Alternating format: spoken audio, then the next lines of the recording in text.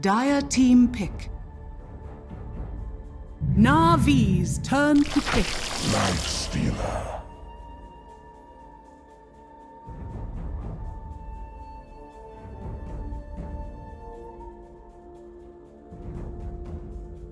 Dire team pick. Vengeful spirit.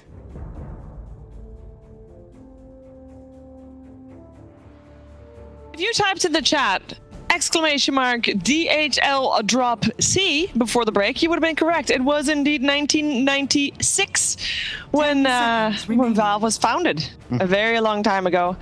Still small indie company though. Don't worry. That was the correct answer. There will of course be more questions throughout the show. So make sure you tune in for every single second of ESL 1 Germany because you don't want to miss that. You also don't want to miss the draft of game number 2 that is about to happen between Navi and Viking. I'm here with Sind and Kyle. We want to see some changes, or you just want to see the same thing but then better? Coming out from Viking in this case, as they are 1 game down. I think comparing to the first series, I think Vikings draft in that last game was the weakest we've seen from any team today, in my opinion, just in terms of overall cohesion with itself. Like, the Elder Titan felt out of place in that strategy from my perspective against what they were facing. So yeah, some draft changes would be nice. I think more ease of execution, really. Yeah. And I can't believe I'm saying that with a Storm Spectre lineup, because it's pretty straightforward. You haunt, you get vision, you jump someone, you fight. But the problem is when your entire lineup doesn't play that way. Yeah. Like, I don't think it's just too many complicated heroes. You got to keep things simple. That's part of why I like Navi's lineup so much, because it's easy to read, it's easy to execute. You kind of know what your allies are going to be doing. Everybody understands their responsibilities. Storm and Spectre kind of enter fights unconventionally. ET is the same way. Both of your supports are sort of playing around the engagement. There's nobody that wants to walk in. Right. And that was what ET should have possibly been. And maybe that's the logic. Like, you get the axe, you throw the spirit out, it comes back to you, then you can run in. Yeah. It's like the amount of information you provide the enemy team before that happens is you need to show your Titan, the spirit needs to go through, it needs to come back, then you run in. In the meantime, your IO or your Rubik's just dead to PA. Yeah. Like, it's actually just what happened every fight. So would love a little bit more straightforwardness with that. And I think a lot of their components from their draft and what they picked was, it's good heroes in this patch. It's not like they're completely lost with their draft or anything. Like we talked about, we like going top down with like blaming the draft last. Yeah. I definitely think there were some plays that could have been better in that game, but it's also just easier to see the flaws and how it's hard to find those good moves because it just seems inherently challenging to execute that lineup unless you're like playing at an absolute A level. And Sin just used a lot of big words, Chief, so I'm gonna have to say that what he's saying makes a lot of sense. Yes. Yeah, it did actually make a lot of sense. Shiva understood it. Yes. You just pretend. That's the difference. There's also a Lifestealer coming out for Vikings. So in case you're wanting to have more ease of execution, meta heroes, I think Lifestealer fits the bill there. Sure. It's Venge Drow, however. We saw Secret first to the Drow earlier today and lose. However, the Venge got banned out second phase. This combination of heroes been pretty strong since, I want to say 2012, back when Sind was a good Dota player. I thought you were going to say good looking. Both true. No, I didn't want to be that never happened. Save that for finals weekend. Chen Lifestealer, not ideal in this case, just because I think that much like we discussed in the Secret game, I love Drow against Lifestealer, and the Venge also is one of the best heroes because you open to win somebody, just swap them out. You have a BKB piercing interrupt, and then a swap in perhaps, and just the raw physical damage is kind of nuts. You also get bonus range on the arrow shooting from Drow thanks to the bonus range from Venge. Yep. Yes. So you need gap close. I think this pairing has a really high win rate together in high-level pub games too. I think their like combined win rate is just super high. So it's just a natural synergy. Like, everything you say is the reason why, because Venge gives Drow what Drow wants. And if you think back on the game that Secret played the Drow in earlier today, if the Tusk was a Venge in a lot of those fights, you can imagine how different it would have been. With like the arena jumps on Drow, you can swap her out, and now you can suddenly do something. So what do we want to see? What kind of gap closer do you want to see against the Drow? There's a couple of options. I don't know. I think what are the classic counters? Spectre doesn't seem nice when you have Lifestealer. Lycan doesn't feel nice when you have Lifestealer. I mean, technically you can play an offlane Lycan here. Bloodseeker. Something like that. Bloodseeker is a hero that they are the only team to have played in the playoffs at all in like, I don't know how many games it's been now, like almost 20 or something. Yeah. They're the only team that played it. They played it 2 games, won both of them. It's been banned both these games, so they're not getting that either. And also, once again, the Toby Underlord gets banned once more. Great hero against Drow. Yep.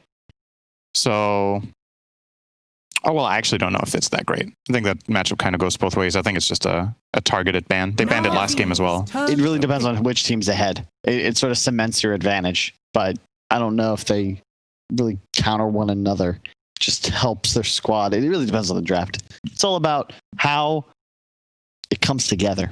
You know, it's a team game. Can't just win because of a good opening, no matter what Sin tells you, viewers at home. But it is nice to have a good opening. It is nice to have a good opening. That is definitely nice. What's The your teams are favorite opening? taking a little bit longer also this time around than they did previous games D5. as well. Jeez, guys. Little less. I was going in a different direction, but I like D5. E4. Yeah. Also Okay. decent. Don't A3. That's bad. All right, let's talk a different type of chess. The draft that is also sort of a chess board here for the teams, because we are having both of these squads taking a lot of time in this phase. We have seen them take a lot of time in the bans on the side of Viking, and now Na'Vi is taking a lot of time into their bonus time thinking about this third pick that they are going to do, and they'll end up going for the Tusk themselves again. They go for the same as what we saw Secret do earlier, but this time they just with Avenge. More BKB piercing interrupts. Pretty good against the Chen. And it's nice to have area control against a hero like Lifestealer. Sure, you can't actively stun him, but a well-placed Ice Shards can negate the rage. And it just buys space. Yep. You want Peel. You got your Drow, you got your Venge. The reason Secret suffered so much is because we just watched Mud Golems all in on the Drow, and you could sustain, you could heal him up, but Matu's still just dying in the center. Oh. Now you can just get him out of dodge, buy a 4-staff, swap him out, Ice Shards, and it turns into sort of a Helm's Deep situation, which I'm sure we're all very familiar with. I'm actually super happy that this was a Mars pick coming in for Viking, just so we can compare it to the Secret game earlier, because now we're going to see that exact situation probably arise, where Avenger will play behind Drow, and Mars will struggle to do to Matu what happened all of that game that we saw earlier. They're going to pick Death Prophet in combination here. A lot of physical damage against the Lifestealer, which is nice. It's a good hero to have a save with. They already have that Venge. So looking pretty solid. And it will seemingly be laning against an Ember, which is a great lane matchup for DP. Amazing. That is, you're really happy with This that. is such a value silence as well. You'll also constantly have heal targets, whether it's the buffed up Chen creeps or the Mars. Yeah. It's just really nice synergy, and it's similar to the Necro we saw from Secret with their Drow, but I actually like DP a bit more because you utilize the auras a little better because you're more focused on right clicks, and I think you scale easier. It's easier to play around this DP, and you have just natural tower pressure, which Drow lineup always kind of wants. You want Drow not to be your sole source of tower DPS. It's possible that the logic from Viking is that they wanted a mid hero that gets Vessel. And they're like, okay, what can we get that buys Vessel against this DP? And then you're maybe going to take that sacrifice of the lane is hard. I just think in this team versus team matchup, I would always be skeptical about putting Boom in an unfavorable matchup against Iceberg. Iceberg is a boss in lane. Yeah. Yep. He's always been, it's kind of like, there's been this time, I would say he's been getting better at it. His mid-game decision-making, to me, has been questionable for a very long time. He's kind of like the European CTY. You remember, like, what were they calling him? The 6-minute king? Game? Yeah. 6-minute god or whatever. He would just win every laning stage, and then he would do something silly in the mid-game and throw away his advantage. Iceberg's been getting better at that. So you give him that dominant lane mid matchup, he's gonna beat this Ember. He's gonna crush him. I think so. What if it's an Ember 4, though? Because otherwise you're last picking your 4 position here. And I'm looking at something like perhaps even a Sniper, which obviously can be tough. You get swapped in, you're certainly going to die, but it is one of the best heroes against both Drow and DP. Does Aramis play Ember 4?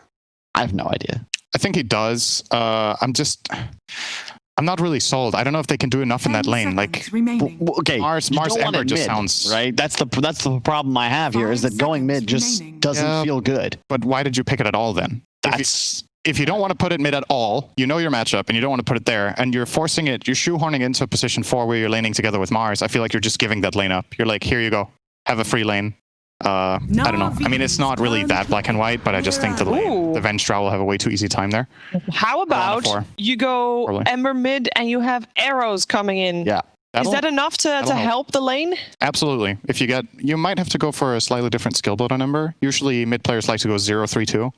or 0-2-3, but you have to get at least one enchants to set up arrows. It's nice here because you have that kill threat now. And if you didn't have something that could threaten a kill on DP, this is going to be an impossible lane. Whereas now you get that first open. If Ember gets a little bit of a level advantage, suddenly it's like, oh, damn, Vikings everywhere around this map. And their hero composition now is much more suited to skirmishes and making plays. They need to at least survive the laning phase and then fight Na'Vi before they reach their structures, which they can certainly do. And then I also really love the Mirana Invis, but yeah, it makes sense. You don't want to die middle, so now you just swap it up. Maybe you put the DK there, Death Prophet moves to offlane. Good DP offlane, yeah. Yep, they have a general playing Death Prophet in this game, so that will be the case. Should be a great lane matchup against Chen Lifestealer. You have the Spirit Siphon always available for the Chen creeps coming in with a lot of health. Like you said earlier, it matters in the laning stage too. And you're supported by probably a Tusk.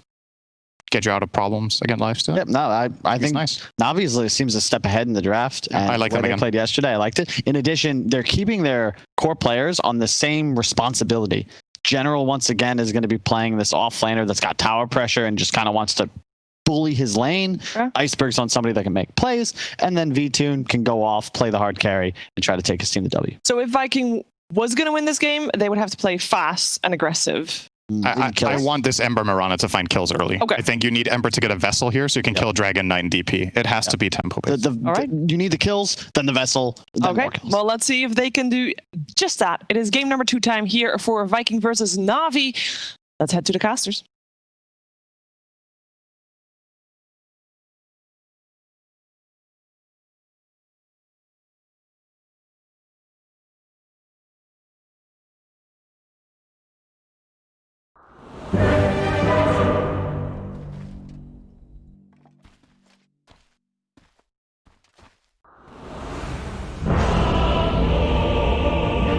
Game 2, ladies and gentlemen, of Na'Vi versus Viking. And Fogged, game 1, you weren't really a huge fan of Vikings draft, and it did indeed end up not really working out for them.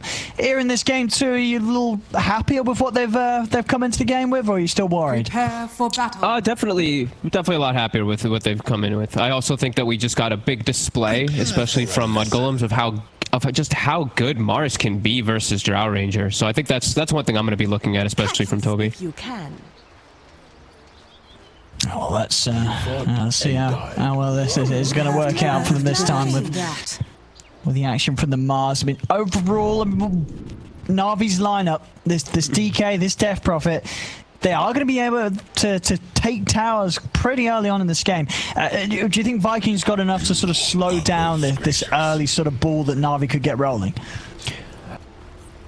It's going to take a lot of good play, I feel like, from Toby being set up on these towers. I think his role is going to be ever so important. I feel like Na'Vi, they're going to start dictating the pace of this game pretty early on with what they've drafted, and they're going to keep going. They're not going to let up. Viking, I don't really see them having these phenomenal ways to D-push. I think their best actual form of D-push might actually just be that spear and just an arrow from Mirana, like arrow onto the catapult, which sounds kind of ridiculous, but they really have like no way to just spam out when Na'Vi does set up on those towers. So they have to look to just take the fights outside of them, which they don't really have a great fighting lineup either. It definitely feels like it's going to be hard in the early game for Viking.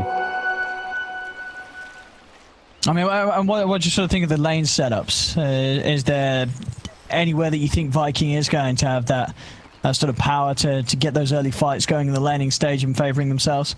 Well, mid lane's always nice because Boom is in a free farm lane. I think it's always nice when you have Ember versus DK because the matchup is what it is. You're just giving Ember a free lane at that point. Then he can just have all of the world for his game. Let's see. I don't know. Their lanes don't really look that great. Besides that, to be totally honest with you, I actually really like Na'Vi's lane setups. Yeah, I mean, in either of the setups that they do have on the side lanes, I feel like Na'Vi's just going to come out pretty nice on them. Maybe on one side and Tusk Death Prophet on the other ones are selecting the chat. It just feels real strong from Na'Vi on all fronts. And obviously this is the way that Vikings chosen to do it. Would you agree this is the better way to have it, with the Lifestealer up top and the Mars down bottom? Yeah, they have to have this type of matchup because then they can actually threaten the Drow at all. Otherwise, I feel like they could have never threatened Drow and Shad just gets nothing. So this is definitely the best lane setup that Viking have, but I feel like Na'Vi's fine in this. Sure. And for the most part, is Aramis just going to have to stay? Like, is he going to stay in this lane with Toby, or is he going to be able to leave Toby alone and look for moves around the map? Oh God, I think he has to stay down here, but this lane might actually just get too hard too fast. I feel like Toby just getting there delayed to the lane might have already cost it in the lane. I feel like they just commit on Toby right now and they kill him. And they're going to. They're already looking. Trying. Yeah, he's got to be careful on the Mars here. He's stepping up. They're going to try. There we go, opening up with the magic missile. Vichu chasing him down. He's going to have that multi-shot to finish him off, and there we have it. Aramis tries to jump in to block some of the hits, but it's not going to work. As Vichu's already got himself that first blood. And now it's the question of what does Aramis want to do with his time? Does he want to stay down here to try to help his Mars, what feels like it might not help at all? Or does he want to look to move around the lanes and try to help? Because I think this is going to be a big problem for them. Toby is so important for their draft, it feels like, and I feel like he might just not have a game after this. I mean, he's going to be level 1 whilst the Drow's pretty much, well, 1 creep away from level 3. Oh, and they get the range creeps. Oh God, this is... At least one of them. Only one. One of them decided to turn back towards the lane. Okay, so I feel like the big thing for Viking is really going to be eyes on Boom in the mid game to help the lanes, because I feel like we're already seeing the problems that are going to kick off. Just what I've been waiting for. Yeah, without doubt, this bottom lane is... I mean, a drought at the start against any of these heroes, especially with Avenge. It's just, look how much damage you can just trade so easily. It gets so bad so fast. Yep. That's the scary thing. It's like every level hurts that much more. And Toby, he can't miss like a single one of these last hits that he's given. He has to get every single one of them, him and Aramis. Big pressure. Arrowing those range creeps perfectly, but now Toby has to be very careful how he stands in the lane. I mean, he just might die again. Yeah, they're both of them. Very, very low. There's going to be a multi-shot available. Might be able to kill both. They're both dead. But if he can get the multi-shot on him, and there it is. They are both dead. This bottom lane could literally not be going any worse. I think Toby just start pulling, do some crazy pulls for yourself or something, and just let Miranda play her own game, because this is a completely lost lane bottom. You can't lane down here anymore. And top also, look at the way the Lifestealer's doing too. This is like I said, Navi's lanes, all their lanes are just great. And I'm actually seeing Boom. He's not coming out as free farm in mid lane. Iceberg's actually contesting him. Well, you feel like an Ember should... Why do you feel an Ember should be able to farm easier than a Dragon Knight early? Like, what is it? You can't break Flame Guard. You just Flame Guard and push the wave in. He can't break it. And then you always have pretty similar damage, with your Great Band Quelling Blade plus your Flame Guard. You should be able to secure your last hits, but Iceberg's owning him now. 24-8 to 18. I've never seen a DK actually take it to an Ember like that. Bottom. I'm going to try and come back in onto the lane. And we'll see how long they're able to last down here again this time, as it's not been a safe space to be. I mean, they're just going to keep Aramis down here to at least get Toby some experience, but these two are going to be really weak. And now Shad dies too. Or sorry, Celery dies. I thought Lifestealer died for a sec. I was like, oh god. I really want to see Aramis just move, to be honest with you. I guess maybe, okay, after the bounty runes, at the very least, he needs to get out of this bottom lane. He needs to secure his Lifestealer farm, because Shad's not free farming at all. I feel like top they can actually set up for some kills. I'm in level 5, about to be hit on V-Tune. I mean, already it's hard. When he's level 6, like, this lane's over, right? You this lane's over. I mean, sure, it's already, it's already. Okay, let's see. Aramis, so we have Catapult Wave is coming in. I think he has to arrow Catapult, so they just are going to lose a tower. So he'll walk mid, he'll arrow mid Catapult to bail out Viking of a Boom in a bad situation, and maybe just move bottom and arrow that Catapult as well. I think that's actually his best move he's got in the game at the moment. Like we said, they have no wave clear, really, on their draft, so that actually is their best way of stopping these pushes. So he's lining up, arrow away, bottom Catapult taken out. So Aramis, he's done his job in these first 5 minutes, in my opinion. Maybe not entirely, but he's done, one of those big things of stopping the tower pressure at least. We're gonna see. And that, the fact that I'm saying all this is not a good sign that that's their tower push. That's the way that they stop these pushes. Tower is under attack.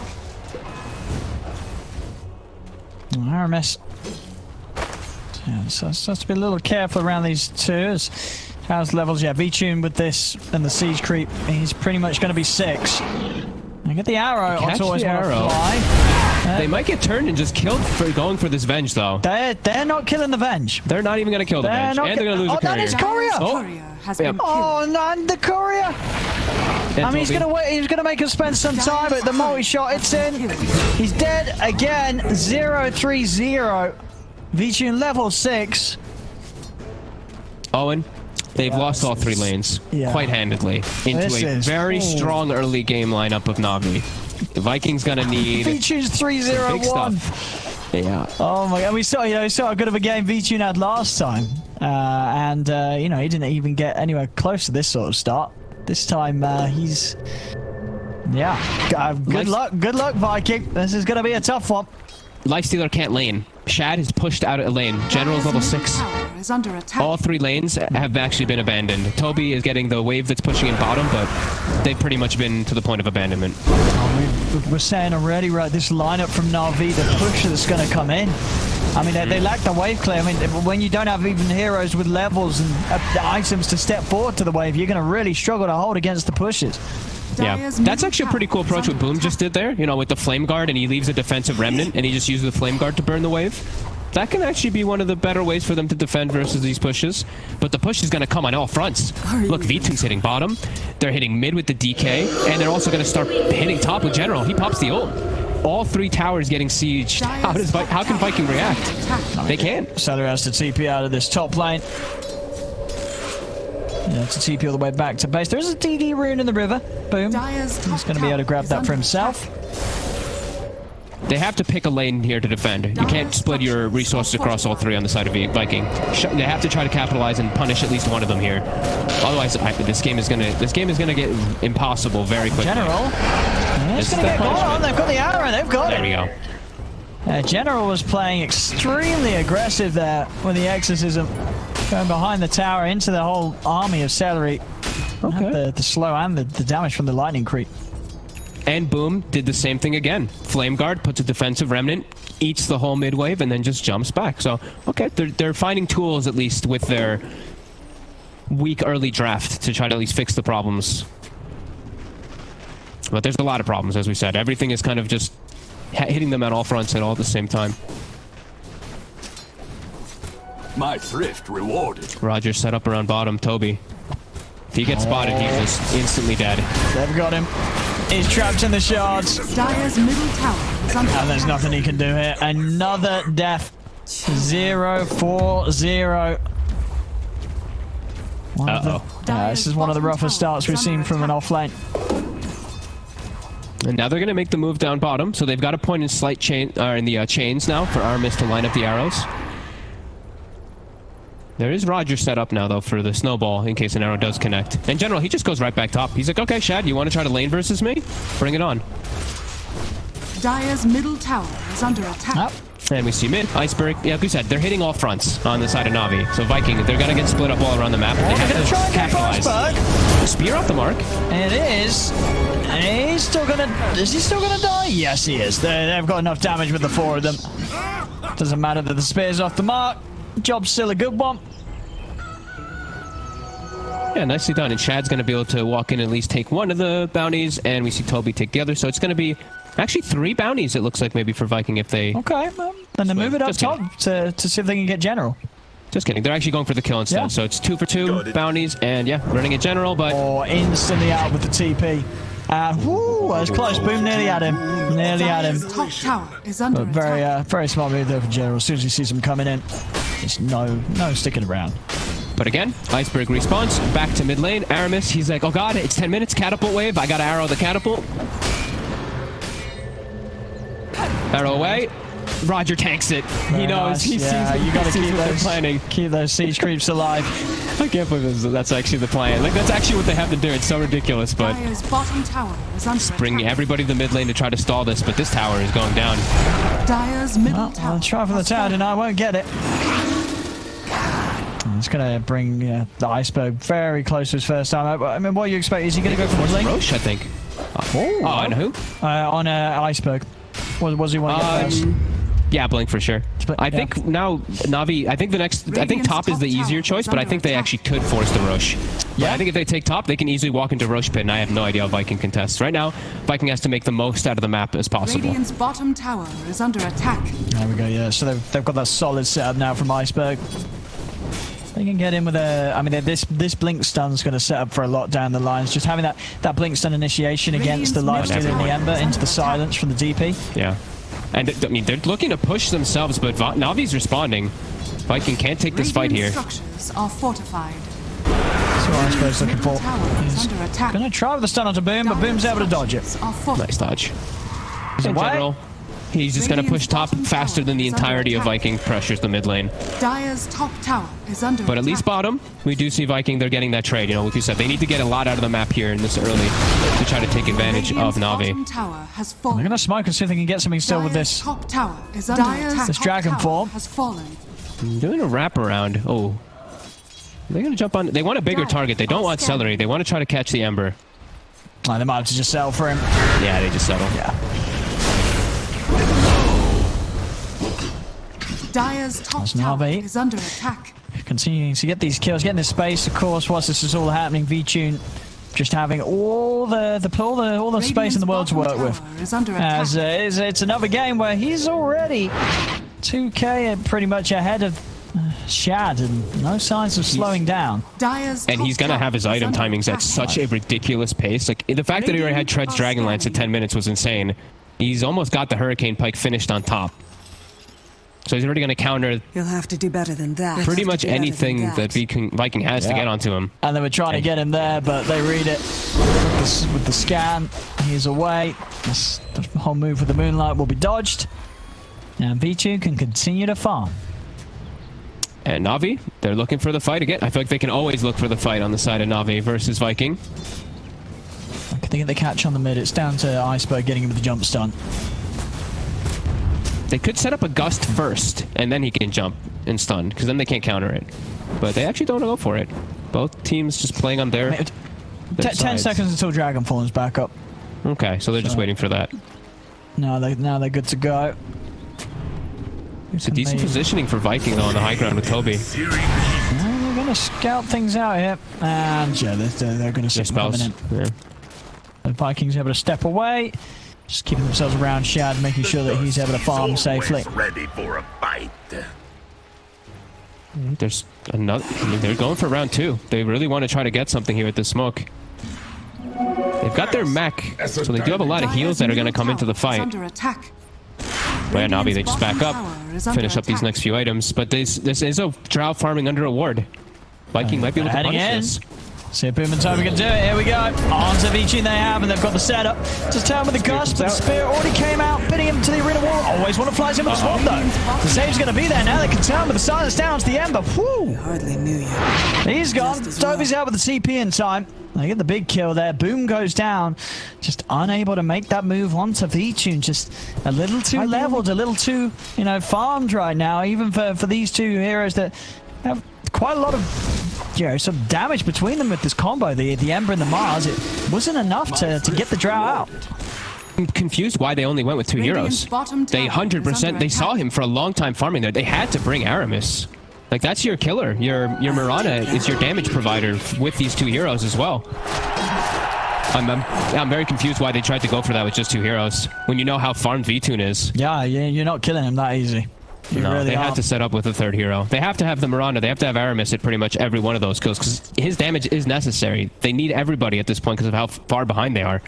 This Starfall, or the Starstorm, is actually their highest damage nuke compared to the Spear. Maybe he's just busy thinking about siege creeps.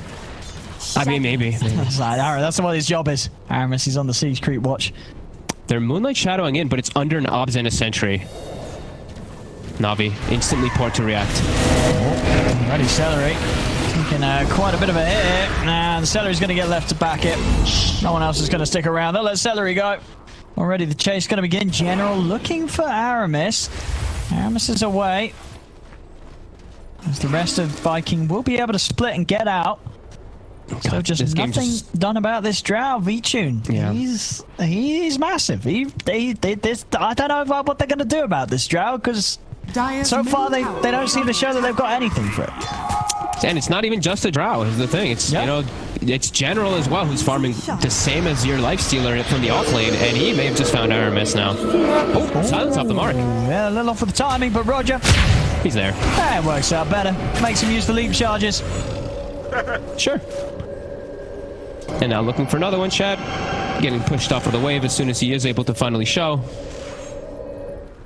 And yeah, this game feeling just so damn hard for Viking to really do anything. They need like 3-4 heroes to make any move. To really just to kill any of these cores. The cores are just too tanky. Yeah. And look at this from Navi. They can set up for kills with just 2. They've got the gust.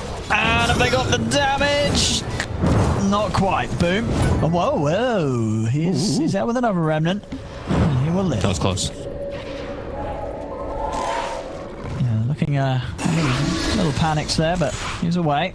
Vichun though, how are we doing? Level 12. Yash is coming out. Bottom. And they got the jump. And they got the damage. Yep. Toby down Navi with again. this.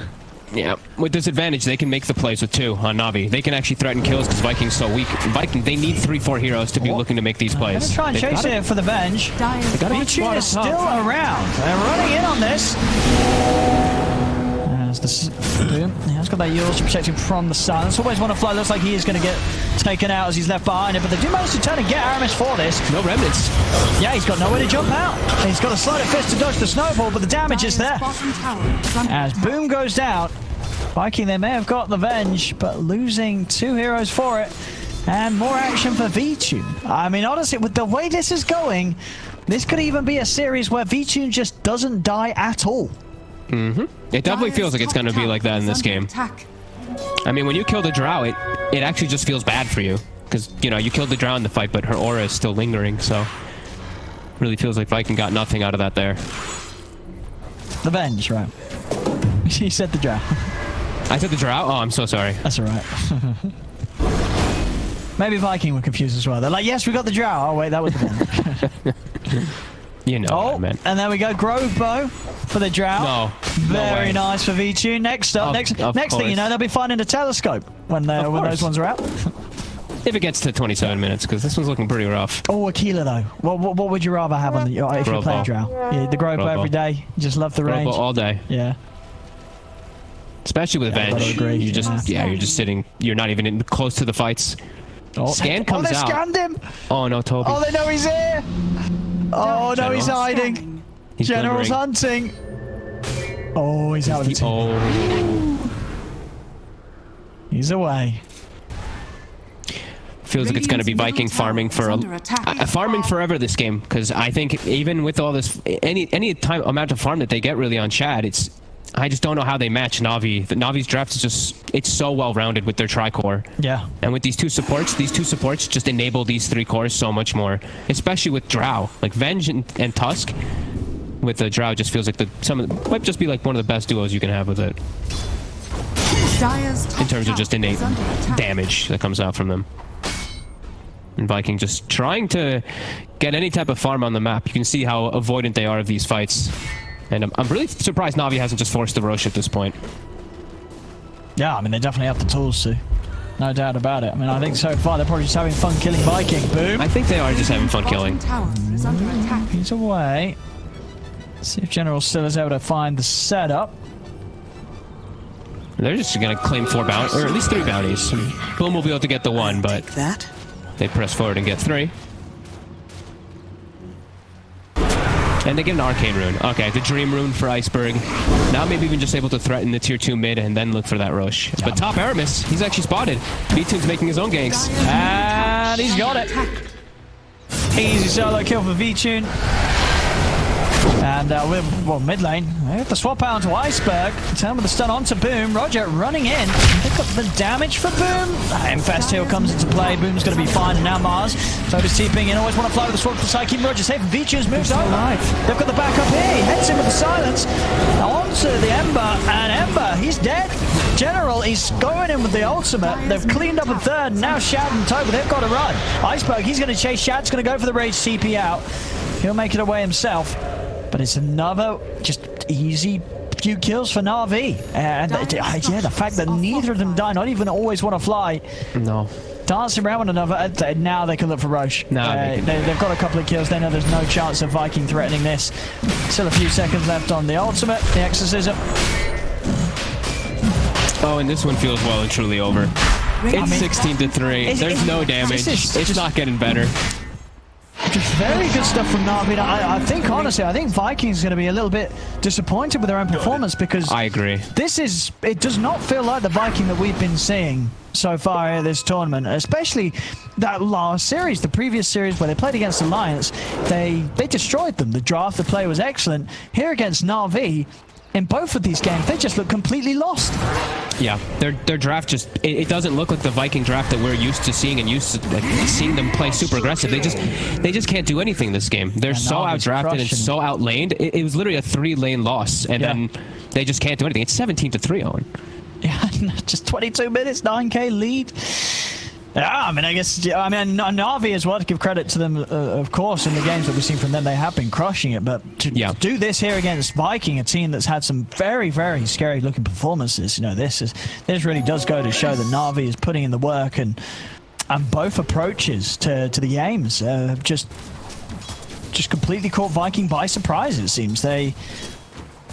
I don't know what they do from this position. They're just falling further and further behind. Vtune, I mean, he's been sort of the wonder performer from Navi in all of their games, but again today, these two carry performances, you don't get any better than this. He's just not dying. They've never been able to catch him in both of the games, and his farm has been incredible. I don't think anyone else could farm faster than he has, given the space that's been available for him. This is some perfect movements from the draft. No, yeah, Navi absolutely did their homework coming into this series, because the drafts just look so damn perfect for them with what they're up against now. There we go, always want to fly.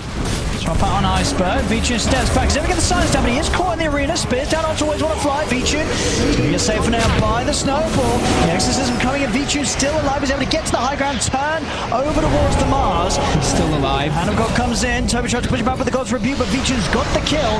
Remnants out. Over to the side. They've got the silence back up. They're going to be able to silence Boom.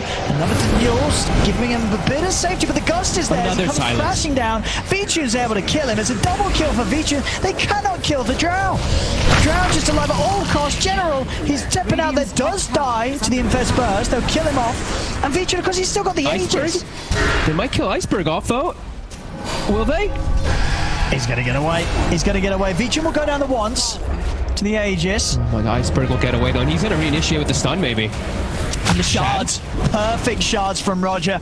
Trapping Shad in. The toggle? Oh, he has got that toggle. And again, he's trying to toggle his way out of this, but they've got the damage. Vtune, he's dying underneath the tower here. He needs to get out of this. The creep's beating onto him. He's going to be able to step away. He's still not dying. Oh the army of the Chen is trying to kill Vtune. It almost killed them all. I mean, they're all so low. Vtune's going to TP out, and he's away. He's away. He's going to live. Iceberg's going to put the BKB go for a TP out too. They got the physical damage. They don't. Oh my Iceberg's God. going to live. Always want to fight. Oh, he has to die. He always wants to die. 100% die. No question about it. Always want to fly. Does die. But the rest of them are out. Vtune is now 12-0-6. I can't believe how long it took them to kill him. I thought he was going to die initially because the arrow also connected Iceberg at the same time. The fight actually wasn't looking bad for Viking, but then they just couldn't kill Vtune. General comes in, swoops over. Oh, man. Now Viking trying to punch back. They have their Mars ult available. Never refuse gold given. Can't quite catch anything. No. I mean, they held though. I mean, it was. They did hold. It was tough to hold, but they did. They did, but. You know, now this Drow level 19. Yeah. I mean, Shad, he's not too far behind in levels. He's level 17 himself. There's just so many counters. There's just the silences, the stuns, the BKB piercing disables. And they just jump Boom. They just jump him. This Dragon Tail into the puncher from Rogers. Just more than enough time for Vtune to just take him down. But Aramis just arrowed the catapult. He got the catapult. He slowed down the mid push. He's been doing his job. He's used Aramis. We've lost count of the number of catapults he's killed. But I'm sure it's a phenomenal number. A brilliant number. He's killed all the catapults.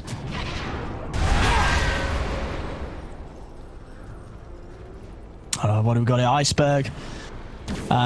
Full AC. Full AC, a few hundred gold off. And V-Tune, that's going to be the full Scardy in a couple of creep camps. It's 26 minutes in. Yeah, they're massive. They're going to complete these items and keep Viking in their base, because it really does feel like Viking does not have a whole lot left in the tank. They're going to try to smoke, catch off guard here. Iceberg, his ult is going to be going down. Let's see if they can actually punch back. But all in the area. You know, General, he still has his ult. They do have everybody else at the ready too. And Iceberg is still strong even without his. See what he's got here. It's been silenced. Toby is able to get the arena down. Just get the spear onto General. Iceberg moves in with the BKB. Always want to fly with one fall. Over to the side there. V-Tune is just getting all the space in the world to start doing the damage. They do slow him down a little bit with the Yules. Stops a bit of the damage coming straight out. But Roger's in with the chase. They got the punch up into the gun. Onto Boom. Boom's out. It's another kill for V-Tune. It's just he just doesn't stop. He just doesn't stop. He's 15-0-6. They cannot kill him. He's killing everybody. Top tower is under attack. I mean, this, you know, we've had some impressive games today. You know, Mud Golems against Secret, and now Na'Vi here against Viking. They're just crushing. They're absolutely crushing them. And V-Tune is just having an incredible time. As this game's over. This game is over. It's been over. I mean, it's been over for a very, very long time. And there we go. GG and Na'Vi. I mean, my goodness, they couldn't have done this whole series any cleaner. They really couldn't. V-Tune, he was 20-0-6 in game 1. He was 16-0-8 in game 2. You know it's rough when it's been a whole series, and for Viking, they never killed the carry. They could not kill the carry fog.